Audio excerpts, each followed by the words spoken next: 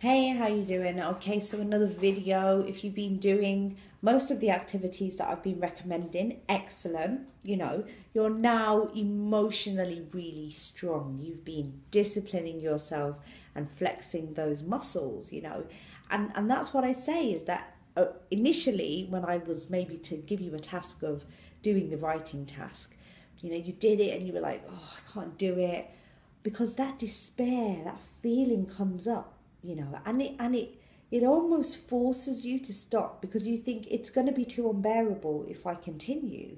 And that's when you turn to something else to get emotional gratification. But no, what I'm saying is let's learn to get emotional gratification from turning to ourselves and empowering ourselves rather than believing that we're going to get our answers in other things. So it's been a while now. You've probably done the 7-day writing challenge. If you haven't, go and check it out. You've spent some time with yourself and it's a lot easier for you to be alone. Now, a way forward, what you might have discovered through all the writing is there are some things that are bothering you and that are causing you despair and anxiety. It's great that you've now established what these things are, because if they were people, you were simply going to manage those relationships now and know whether or not you're going to allow them people to be in your circle. Because this is again about you taking responsibility for who you allow to be around you. You're a privilege. And if you love yourself enough, you will recognize this and think, I'm a privilege to be around. I'm a privilege to speak to.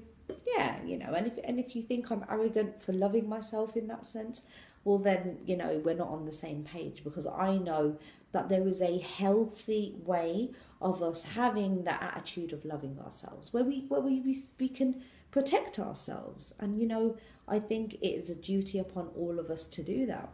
So you have this issue and it's there. Now, what are you going to do? Of course, there are some circumstances where you may feel to bring in an expert. So that means you might get counselling. A lot of people have asked me, did I go and get counselling? Yeah, I did. Counsellors over a period of time did help me, but not always. I found that because I'm quite complicated in terms of the way that I've been raised, it was difficult to find someone who could speak to me about my faith and about my identity and my culture, So it's for you to find that right person. If you are thinking about getting counselling, it's great. You've got someone there to talk you through an experience. And that's the important bit, because when you turn to friends, they often just start talking about their problems. It's like, okay, yeah, I'll listen to you, but now you've got to listen to me. And then, of course, if you are guilty of loving other people more than you do yourself, before you know it, you're helping them out and you haven't even helped yourself out. No, let's stick to what it is you need to do. This is about you dealing with you. Now, if you choose not to go to a counsellor, great. You can choose to counsel yourself and be alone with yourself. And that's what today's task is going to be.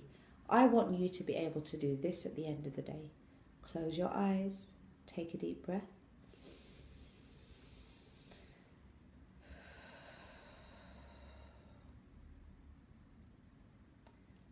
And be still. You can do it. And if you can't do that, then start addressing why you can't do that. And slowly and surely, you'll get to that place, God willing. Anyway, stay beautiful, stay blessed, and I'll see you on another video, God willing. Peace.